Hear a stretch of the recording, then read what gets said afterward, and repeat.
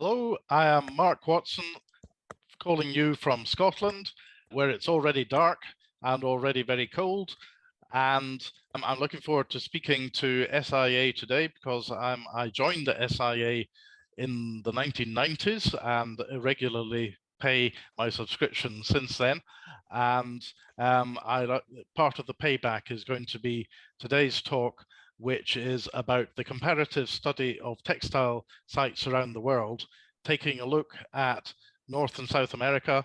And that this publication was done for TICCIH, that's the International Committee for the Conservation of the Industrial Heritage, with my co-authors Heike Overman and Bartosz Walczak. I shall be discussing a comparative thematic study of textile heritage, specifically textile built heritage, commissioned by TICCIH, the International Committee for the Conservation of the Industrial Heritage. And I shall ask you, the audience, whether your side of the Atlantic is adequately recognized in this book, because I'm not entirely sure that it is. But anyway, we would like your feedback, and I see this as an ongoing project. It's not a finished thing. No, next slide. So there are three authors, and you'll see there Heike Overman and Bartosz Walczak. They are both professors of architecture. Heike is currently in the University of Bamberg, although she had previously been in a university in Berlin. Bartosz Walczak is in the Technical University of Łódź in Poland. And Bartosz did a substantial amount of the book in terms of geo-referencing all of the sites mentioned, and specifically discovering a lot of places in the former Soviet Union that I would have known nothing about. Whether all of those are equally well conserved is, of course, another matter. And Heike Overman has recently published on textile mills in urban situations, and both of those are looking at the adaptive reuse of these buildings for other purposes.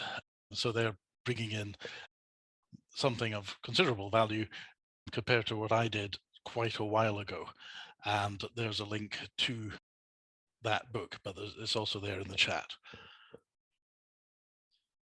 So the blurb on the back says that the textile industry is a global phenomenon, and it was one of the impetuses for industrialization.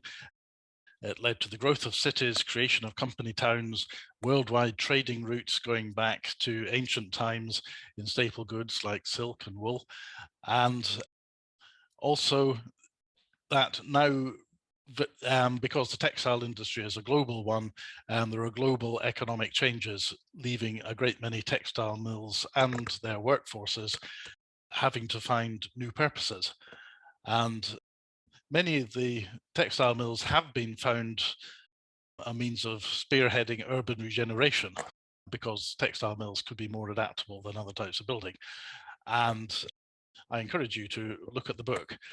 But some of you may have been familiar with an earlier list, and there is a link happily still to that on the TICCIH website. If you go into the thematic sections part of it, which includes the sections there, and you're welcome to sign up and express an interest in these sections and feed in information about your favorite site if you wish to do that to me in the case of the textile industry. And here again is the full gamut of thematic studies that have been produced by TICCIH in collaboration with and supposedly for the benefit of ICOMOS, which advises UNESCO on cultural world heritage.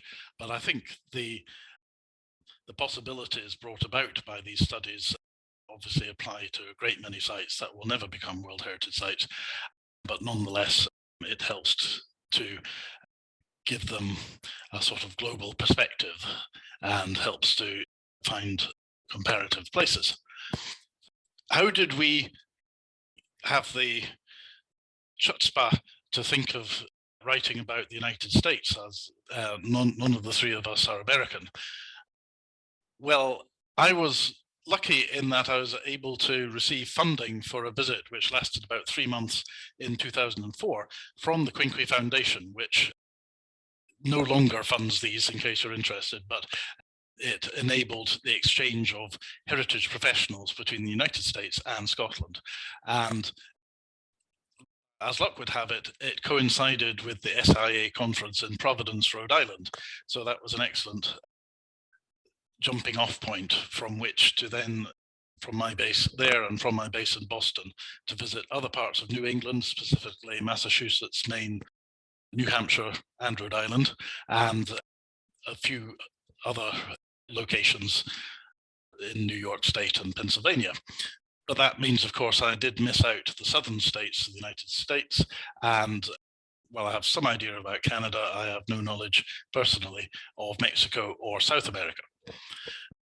You'll see the flag there is at half-mast because President Reagan had just died. This is Newmarket in New Hampshire.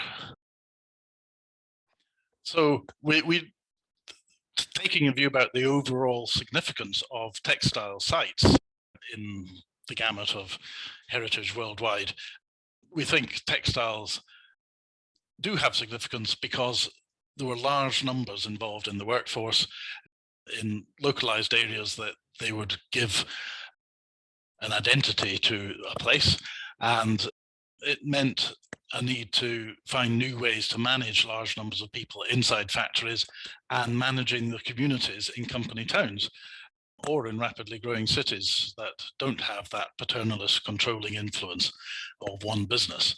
And that led on to developments in public health, transport, urban planning, the garden city movement, and so on. So the textile industry has ramifications beyond simply what makes this or that an interesting textile factory. The reason that I got involved in this is that the United Kingdom tried and failed to nominate a number of World Heritage properties in the 1980s. And one of the ones that was deferred by UNESCO was New Lanark, because UNESCO needed a comparative analysis of 19th century industrial sites and ideas, yes, all of them, in order to then select one or two which might be capable of becoming World Heritage sites. And ICCIH was facing that problem, and then TICCIH came along as a means of advising ICCIH on these, and hence the thematic studies which resulted from this. Meanwhile, so while New Lanark, the top picture, was waiting, Crespi Dada, the lower picture, swept in and became the first of the textile mills to become a World Heritage Site in 1996, thanks to the study by Professor Bergeron of Village Ouvrier, which featured both New Lanark and Crespi Dada and a few other places. From that point, the then president of TICCIH, Giuseppe Casanellis, hosted the first meeting of the textile section in Terrassa in Catalonia in 2001, with Gracia Doro Ferrer as its first secretary and me as the first editor compiler of a list of sites. The group then went on to have further meetings in Germany, on the Belgian border, so we also visited a mill in Belgium in 2003, and then in France in 2007, looking at textile machinery in operation, amongst other things. If we were to be talking about World Heritage Sites, the cultural criteria available are deliberately very broad, vague, and a bit difficult to interpret. So we didn't pay too much attention to them and came up with some of our own for specifically for textile heritage, though I think a lot of these terms could apply to other kinds of manufacturing industry.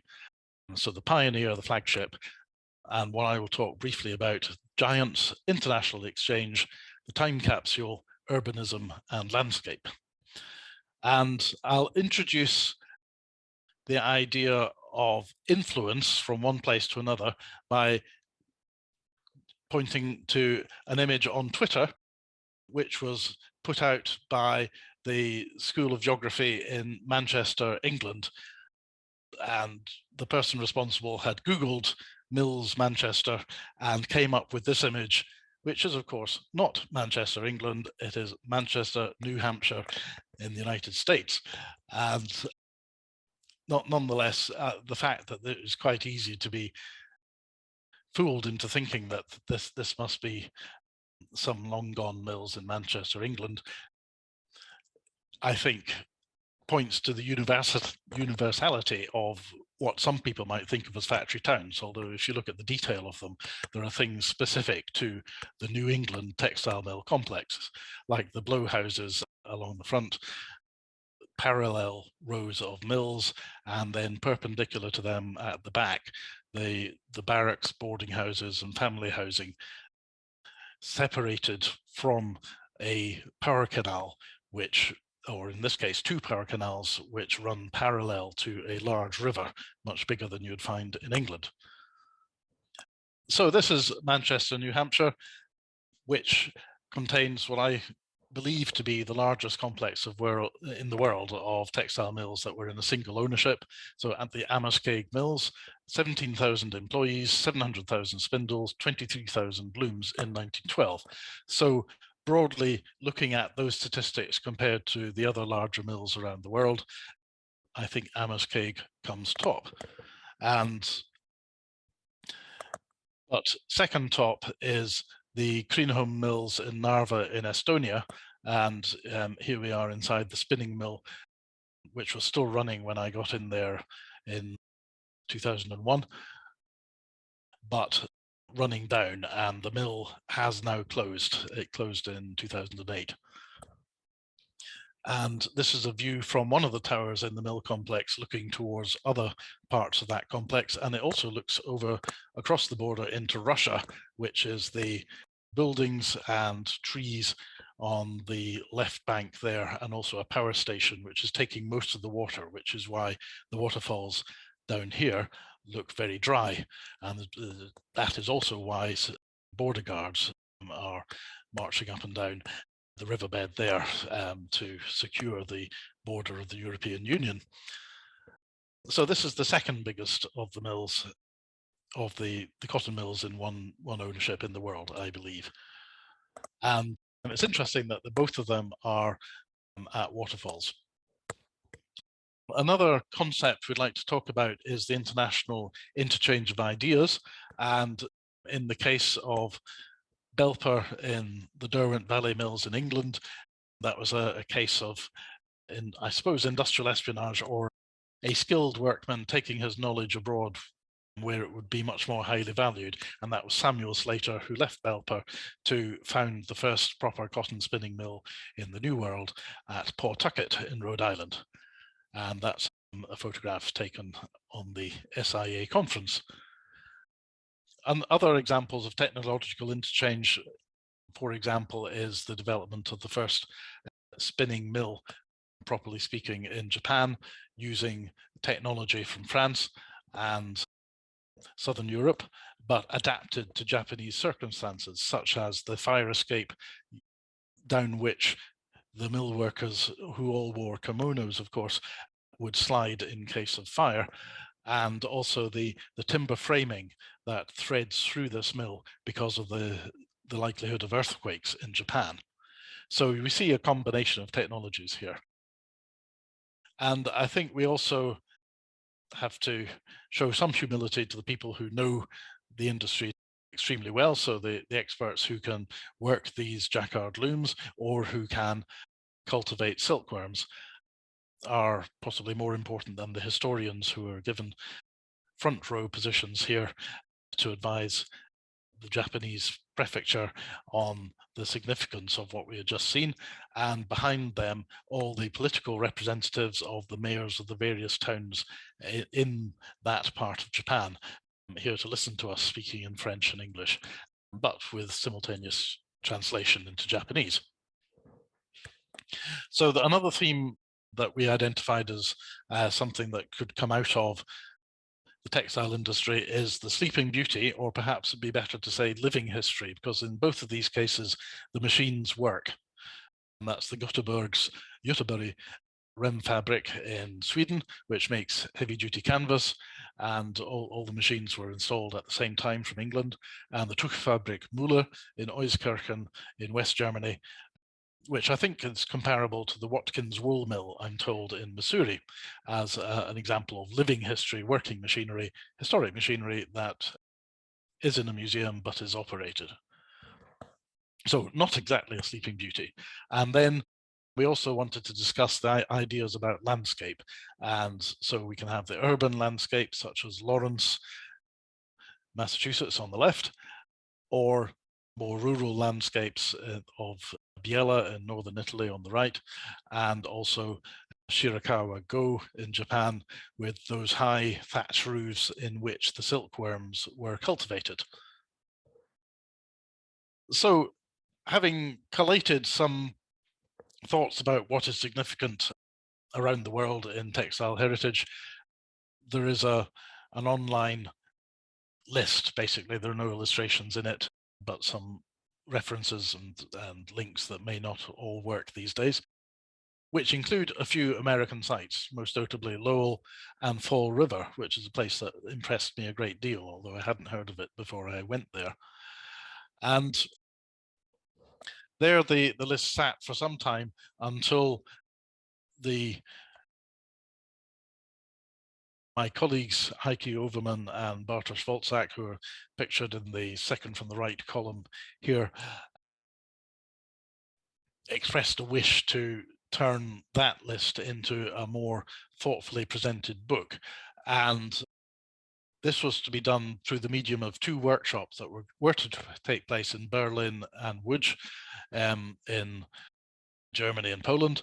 But thanks to COVID-19, became obvious that we should in fact do this online. And as a result of that, we were able to engage with a much wider range of people from China, Taiwan, India, Egypt, Mexico, and so on. Sadly, no one from the United States, but I still live in hope that there will be people to engage on this. And the result that came out early this year was that book which I referred to, and here's proofs from that, which include some of the pages, this time taking out the sites that were scattered throughout that list according to theme and putting them alphabetically by country. So you can now see which are the places that we think have some particular interest. We're not saying that these will ever become World Heritage Sites. I think it very unlikely, but they are of some significance and they need to be thought about when we compare these to other places around the world. And then also last year, there was an opportunity to go to Canada for the TICCIH Congress that took place in Montreal, and that included a visit to Valleyfield in Quebec, which hadn't made it onto the list of Canadian particularly important textile heritage sites. And so I was quite pleased, in fact, that I didn't think the mills there did survive to the extent or with the degree of impressiveness that would be needed to qualify for an international book. But it's still good to see the community activity working on presenting these mills in Valleyfield.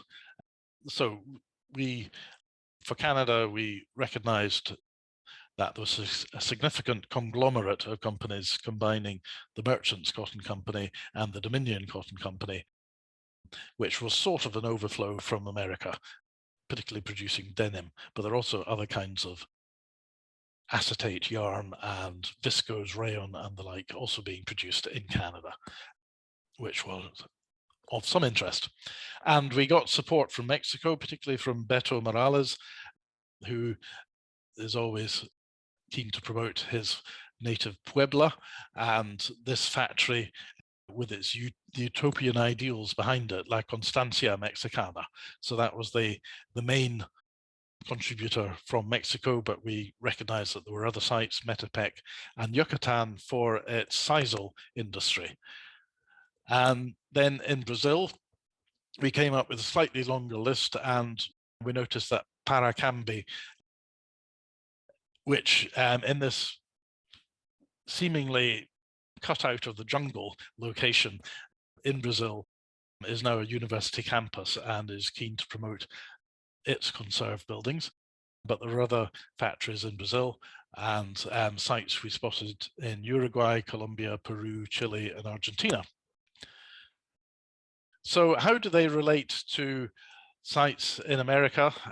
We could also look at the urbanism or planned town theme. And if we compare New Lanark, the top image, with Lowell, the bottom image, I think we see something that is almost identikit, though Lowell is obviously bigger, so it repeats the pattern of these four at that originally freestanding mills separated from each other with pitched roofs and with housing set a little bit further back from the river. I think there are functional reasons for that, but there may also have been something of a copying element. Lowell is important for a number of things: paternalist corporation management of water, turbines, management of people, and as a model for city regeneration by the National Park Service. So a lot of good things to be said about Lowell. But if you want to see more intact mill towns, perhaps the smaller ones and others round about, for example, these in New Hampshire, are well worth further study. The Lowell-Waltham system, the Waltham mills are top left. You can see that what originally had been independently built freestanding mills with pitched roofs became almost universally heightened and lengthened to join up with each other and given virtually flat roofs. And the same goes for the York Manufacturing Company in Saco in Maine, bottom right. But their roots can still be found, and the older mills do exist on a smaller scale, such as Harrisville on the left-hand side of this slide in New Hampshire, which is a woolen mill village with small mills with clerestory roofs, and one remaining mule inside shows how that clerestory light particularly suited the layout of a spinning mule at that attic level. The other machinery, I think, got taken by the American Textile History Museum. And you can see on the right-hand side, Coventry Mill in Rhode Island, the top floor, how the top floor is almost identical to the floors above with just a very shallow pitch of tarred felt roof on top of it. These clerestory roofs, there may be some antecedents in parts of England, in the southwest of England especially, but there are not many that survive. And so many more of them are to be found in the smaller mill towns of the United States. Something that the United States did contribute is the sprinkler system invented by Grinnell and distributed from Providence to, well, the rest of the world. And so we get these characteristic towers from the 1880s onwards added to a great many textile mills and other industries. So not only as clock towers, but more specifically as water towers for fire suppression. Coming back to the town that I found most impressive, or city, Fall River, because it's by the coast, it was able to import coal relatively cheaply. And so this is the mill town which supplanted Lowell in terms of the number of spindles and employees producing cotton in New England. And I've, in that landscape set of photos, I've included a Roman Catholic church to acknowledge the Portuguese, Cape Verde, and Quebecois inhabitants who were attracted to Fall River at the end of the 19th century. So with that whistle-stop tour, I think I've still left some gaps, and the most obvious ones are the plantations of the Deep South and the evidence that enslaved people at one time were the people who produced the cotton that was then spun and woven around the world. And I would like to seek your advice on which place is most representative today. Natchitoches is about the only one that I could, or the Melrose Plantation in Natchitoches in Louisiana is one of those, perhaps, or maybe there are others. There's another thing about the American textile industry is the use of child labor, which continued until surprisingly recently, or at least into the early 20th century, so that very often when a photograph is used in the UK of children working in a textile mill, it's actually obviously an American mill because of the campaigns that were being pursued to achieve comparable child labor legislation and education legislation to put them onto a par with the more advanced European countries, which did not use child labor to the same extent as in the Carolinas and parts of the United States. And we also rather belatedly picked on supply chains. So we found out more about what was coming from Egypt, replacing to some extent what came from the United States in terms of cotton, and other sources of textiles coming from Patagonia, so Chile, Argentina, Australia, and what the links are to be made with Southern and Central Asia. And so with that, I'll finish and invite any questions, comments in the chat, or contact me directly with knowledge of CICCIH. Please do so. Thank you.